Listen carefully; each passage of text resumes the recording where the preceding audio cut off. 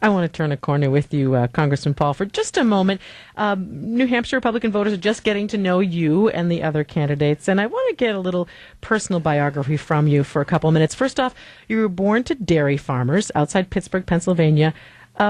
What are your memories of growing up on a dairy farm, and how do you think that shaped your politics? Well, we had the dairy business. We had a small farm. We didn't actually have the cows, but I was more involved in delivering milk early in the morning. And that's the way I and my four brothers worked our way through college. We were delivering milk. Delivering milk. We were retail milkmen.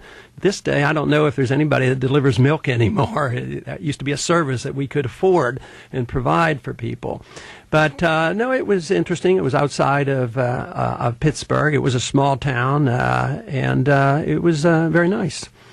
Do you think it shaped your current politics, sort of growing up and working on that family business and so forth? I think the work ethic was instilled in us. You know, at very young ages, all of us had jobs to do, and we didn't get allowances. We got paid for doing a little bit of work now and then, and by the time we were 16 and had a driver's license, we were expected to drive a milk truck and do the work in the dairy. You decided to go to medical school. How big a leap for that was your family? Well, it was a pretty good leap. Neither my mother or dad got to go through college. They were self-educated and ran a business, and did quite well. And I went to Gettysburg College, and then in my senior year, I decided I'd go into medicine. So I had to scurry around and get all my credits, and then ended up going to medical school at Duke. And it was, to me, a very, very wise decision. I loved medicine and delivered a lot of babies, and still enjoy the idea of practicing medicine, but I've gotten fascinated with economics and politics and been involved in politics as well. I feel very blessed that I have been able to do both. And you were a flight surgeon with the Air Force in the early 60s. Right. Did you serve in Vietnam?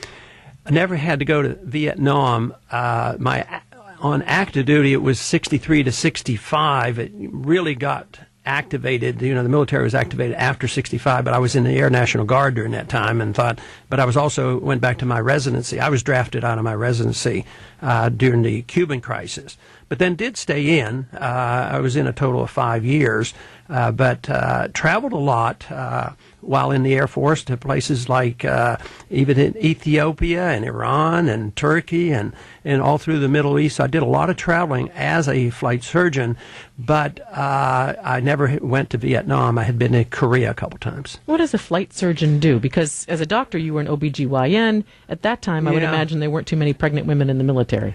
I hadn't finished my OBGYN residency. I'd had 2 years of internal medicine, so it's general medicine for our flying personnel. I think the surgeon is misleading. I mean, I didn't actually do surgery as a flight surgeon, but that's the term they use for people who are specialized in taking care of pilots and other flying personnel. What do you remember from that time? I mean, there you are, a young man in the midst of this build-up towards the Vietnam War.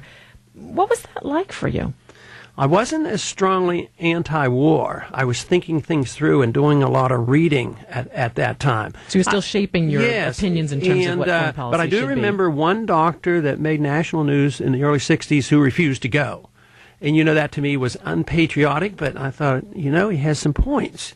And I tell all my veterans groups today when I go and speak to them, because they know my position on the war, and they don't hold it against me. I said, I served, I was called, I was drafted. Unlike some others, they take deferments and not go when they're called. So I went and I made the best of it. But I tell them I'm in a different position now. I'm a representative. I'm in Congress. I vote on these very important issues.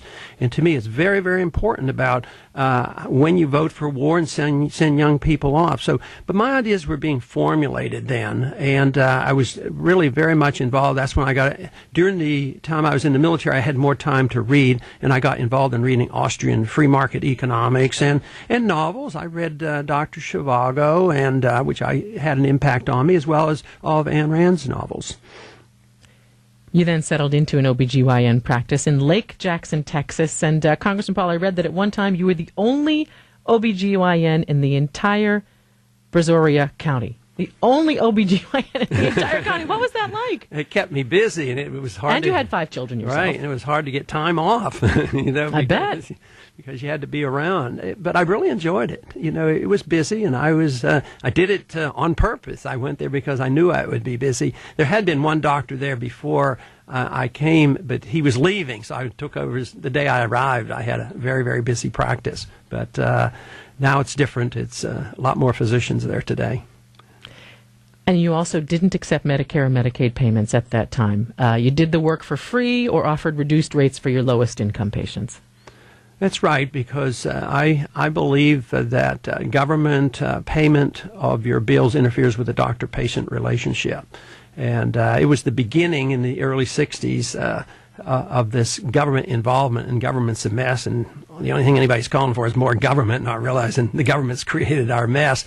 But I remember working, when I was in the military in San Antonio, I remember working moonlighting in a hospital to make a couple extra dollars and get some extra experience. So I'd go to the emergency room, and I worked for $3 an hour. As a physician, I'd been out of medical school for 2 years, and I'd stay up all night and taking care of all the emergencies, and it was in a church hospital.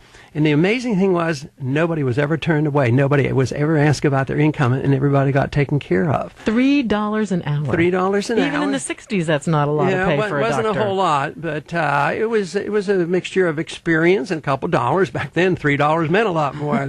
Today, that would be like $30 an hour. So, and that still isn't a lot. That still isn't a whole lot, too. Not even up to a plumber's wage, yeah. I'd love to ask you more on this, but I want to go back to our callers. But one more question for you, again, on the biography end of things. So you had this very busy OBGYN practice. You had 5 kids. When and why and how did you enter politics? I mean, it sounds like your hands were completely full. Well, there was something established in 1945 as the war was closing down, and it happened to have been established in the state of New Hampshire, and it was called Bretton Woods. There was an agreement that was seriously flawed, and it was predicted by the free market Austrian economists that it would totally fail. Even though it was set up in 1945, it was a pseudo-gold standard. And the predictions came true in 1971. The Bretton Woods broke apart, and we did it because of a consequence of the philosophy of the 60s of guns and butter, welfare and warfare. Government spending. Right. The same thing that we're doing now, only I think things are worse right now. So the prediction came true, and that's when it sort of woke me up on August 15th, 1971, that we put on wage and price controls, and we said we are going to default on our promise to honor our dollar with gold to all foreigners who would bring dollars to the Treasury. So it was a complete failure, and it was very chaotic, and it ushered in a bad decade. Inflation was, 15%, and unemployment rates were over 12%, and interest rates went to 21%, and the dollar had to be rescued.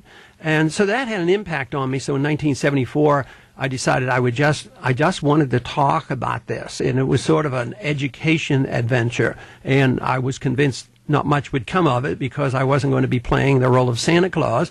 I was going to play the role of trying to give advice on what we ought to do, both in domestic and foreign policy, and especially in monetary policy.